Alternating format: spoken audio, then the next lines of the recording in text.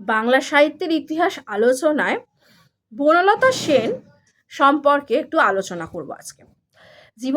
কবি জীবনানন্দ দাশের লেখা বনলতা সেন একটা বিখ্যাত কাব্যগ্রন্থ, যা 1942 সালে প্রকাশিত হয়েছিল।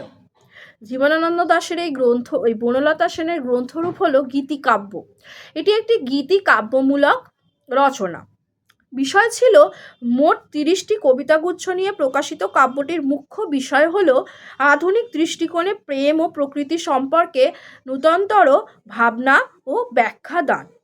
কবি কখনো হৃদয়ের অন্তঃপুরে, কখনো প্রকৃতির মধ্যে নারীকে কল্পনা করেছেন। আমরা প্রত্যেকেই জানি সেই বনলতা সেন, যে কিনা নাটোরের বনলতা সেন, তার প্রকৃতির নারী ছিল, এমনকি তার হৃদয়ের নারী ছিল। প্রচ্ছন্ন দুঃখ, বিষাদ, নিঃসঙ্গতা প্রায় প্রতিটি কবিতারই যেন নিত্য সঙ্গী।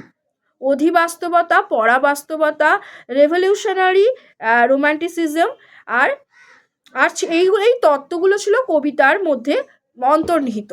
এবং বনলতা সেন হাওয়ার রাত, শিকার, হাইচিল, সুচেতনা, নগ্ন নির্জন হাত প্রভৃতি কবিতাগুলি এই কাব্যের স্মরণীয় সম্পদ হয়ে আছে।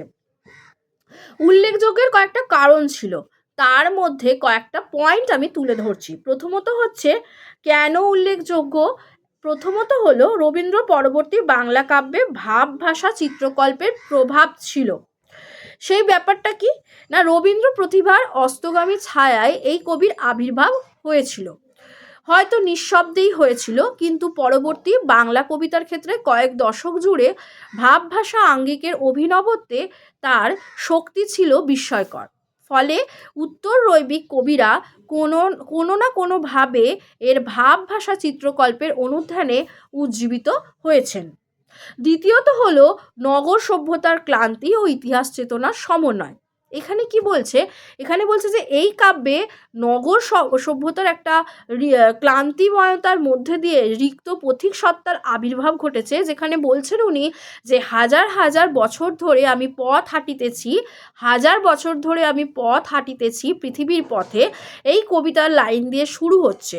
যেমন এই কথা দিয়ে তিনি শুরু করেছেন এবং এই যে মর্মার্থ দিয়ে কবিতা শুরু হয়েছে মর্মার্থ দিয়ে, তেমনই কবি কল্পনার সঙ্গে ইতিহাস চেতনার সমন্বয় হয়েছে।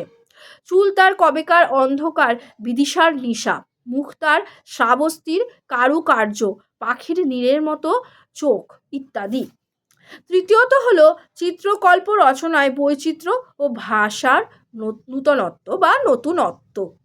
সেক্ষেত্রে হলো চিত্রকল্প রচনার ক্ষেত্রে শ্রব্য, দৃশ্য, গন্ধময় উপাদান ব্যবহার বাংলা কাব্যের ভাষার নতুনত্ব এনে দিয়েছে। অর্থাৎ শিশিরের শব্দের মতো সন্ধ্যা আসে, শোনা যাচ্ছে যেটা এই যে শব্দগুলো আসে শিশিরের শব্দের মতো, যে উপমাগুলো উনি এই যে উপমাগুলো টেনে এনেছেন, আমরা যখন অলংকার পড়ি তখন কিন্তু ওনার এই কবিতার লাইনগুলো কিন্তু থাকে, যেখান থেকে আমরা কিন্তু উদাহরণ হিসেবে এই সেন্টেন্সগুলোকে বা কবিতার লাইনগুলোকে আমরা কিন্তু ব্যবহার করে থাকি।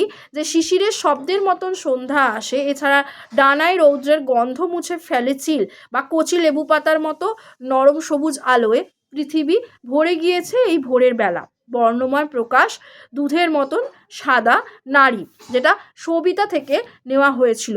চিত্রকল্প রচনার যে একটা বৈচিত্র্য ছিল এবং ভাষার যে নতুনত্ব ছিল, তিনি প্রকৃতি প্রেমিক ছিলেন এবং তার প্রকৃতির সাথে একাত্মতা হওয়ার কথা তিনি বারবার তার কবিতার মধ্যে ফুটিয়ে তুলেছেন। প্রকৃতির সৌন্দর্য চেতনাকে তিনি তার কবিতার মধ্যে ফুটিয়ে তুলেছেন। সেইগুলো ফুটিয়ে তোলার সাথে সাথে কিন্তু তার মধ্যে ভাষার যে একটা বিচিত্রতা ছিল, সেগুলো এই তার কবিতার লাইন থেকে আমরা জানতে পারি। নারী রূপকে প্রকৃতির সঙ্গে মিলিয়ে দেওয়া, অর্থাৎ নারী রূপকে প্রকৃতির সঙ্গে মিলিয়ে দেওয়ার মধ্যে কল্পনার অভিনব বিস্তার ঘটেছে। যেমন সুচেতনা কবিতার মধ্যে, সুচেতনা তুমি এক দূরতর দ্বীপ বিকেলের নক্ষত্রের কাছে, নদীর মানে স্নিগ্ধ শুশ্রূষার জল। কখনো বা পৃথিবীকে নারী রূপে দেখানো হয়েছে দূরে, অনেক দূরে। খর রৌদ্রে পা ছড়িয়ে বর্ষী রূপসীর মতো ধান ভাঙছে আর গান গাইছে, গান গায়, ধান ভানে গান গায় আর গান গায়। অর্থাৎ এখানে নারী রূপকেও কিন্তু প্রকৃতির সাথে তিনি মিলিয়ে মিশিয়ে দিয়েছেন, একাকার হয়ে গেছে, প্রকৃতিরূপী নারী হয়ে উঠেছে। সুচেতনা কবিতার মধ্যে আমরা পাই, সুচেতনা তুমি এক দূরতর দ্বীপ বিকেলের নক্ষত্রের কাছে। আঙ্গিক স্বকীয়তা আছে এক্ষেত্রে, মানে আঙ্গিক দিক থেকে, আঙ্গিক বহিরাঙ্গিক দিক থেকে কবিতাগুলোর মধ্যে যেমন কমা, দাড়ি, ফুল কমা, দাড়ি, এছাড়া হচ্ছে সেমিকোলন, এই যে ব্যাপারগুলো, এইগুলো যে একটা এক একটা আবেগের ভাব প্রকাশের পর কবিতার মধ্যে এইগুলো মানে উনি চিহ্নগুলো ব্যবহার করেছেন। যেমন কমা, সেমিকোলন এবং ড্যাশের আবেগবদ্ধ অর্থপূর্ণ প্রয়োগে কবিতা রচনার আঙ্গিকে জীবনানন্দ দাশ স্বকীয়তা দেখিয়েছেন। পরবর্তী বাংলা কবিদের এই রীতি অনুপ্রাণিত করেছে। সুতরাং তার বনলতা সেন কাব্যগ্রন্থ যদি আমরা আলোচনা করতে যাই, সেখানে দেখা যাচ্ছে প্রথমেই বনলতা সেন বলতে গেলেই প্রথমত জীবনানন্দের যে তার মনের যে একটা নারী চেতনা, যেটা তার প্রকৃতির সাথে যে নারী মিলেমিশে গেছে, তার যে হৃদয়ের যে নারী, সেই নারীর কথা উঠে আসবে। এবং দেখা যাচ্ছে এটা গীতিকাব্যমূলক একটি রচনা। তৃতীয়ত সেটি 1942 সালে প্রকাশ পেয়েছিল। চতুর্থত হলো যে তার যে এই কবিতার কাব্যের মধ্যে রবীন্দ্র পরবর্তী যে ভাবভাষা চিত্রকল্পের যে একটা প্রভাব আছে রবীন্দ্রনাথের পরে, অর্থাৎ তার সেইগুলো ফুটে উঠেছে, তার যে প্রতিভা, তার কবিতার মধ্যে দিয়ে সেই ভাষার বিচিত্রতা, তার যে চিত্রকল্পের বিচিত্রতা, এইগুলো কিন্তু বনলতা সেন কাব্যগ্রন্থের মধ্যে ফুটে উঠেছে। তারপর নগর সভ্যতার যে ক্লান্তি ও ইতিহাস চেতনার সমন্বয়, নগর সভ্যতায় যে যন্ত্র সভ্যতার যুগ, যে নগর সভ্যতা, যেখানে রবীন্দ্রনাথ ঠাকুর কিন্তু তার বিভিন্ন কবিতার মধ্যে যন্ত্র সভ্যতাকে নিয়ে বলে গেছেন, এই জীবনানন্দও কিন্তু নিঃশব্দে এসেছিলেন রবীন্দ্রনাথের পরে, সেই নগর সভ্যতার ক্লান্তিময়তাকে তুলে ধরেছিলেন তার কবিতার মধ্যে দিয়ে এবং ইতিহাস চেতনাকে ফুটিয়ে তুলেছিলেন। তাই তিনি বলেছিলেন, চুল তার কবেকার, অন্ধকার বিদিশার নিশা, মুখ তার শ্রাবস্তির কারুকার্য, পাখির নীড়ের মতো চোখ তুলে নাটোরের বনলতা সেন। যাই হোক, চিত্রকল্প রচনার বৈচিত্র্য, ভাষার যে বিচিত্রতা, সেগুলো দেখাই গেল। এবং তার সাথে সাথে নারী রূপকে যে প্রকৃতির সাথে মিলিয়ে দেওয়ার যে একটা ওনার যে একটা ব্যাপার ছিল তার কবিতার মধ্যে, সেগুলো ফুটে উঠেছে সুচেতনা কবিতার মধ্যে, যা ভীষণভাবে ফুটে উঠেছে।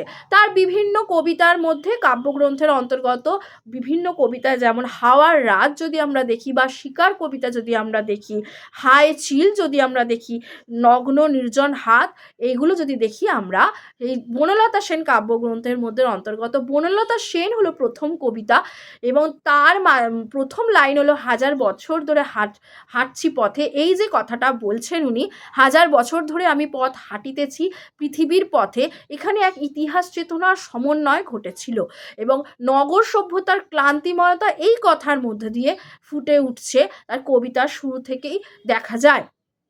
এছাড়া আমরা পাচ্ছি আঙ্গিক স্বকীয়তা, যে কবিতার যত এগিয়ে গেছে, তার ভাব প্রকাশ পাচ্ছে কবিতার মধ্যে দিয়ে, মনের ভাব, সেগুলো কমা, দাড়ি, সেমিকোলন, এইগুলোর ব্যবহার দেখানো হয়েছে, যেগুলো পরবর্তীকালের কবিরাও কিন্তু তাকে অনুসরণ করেছেন।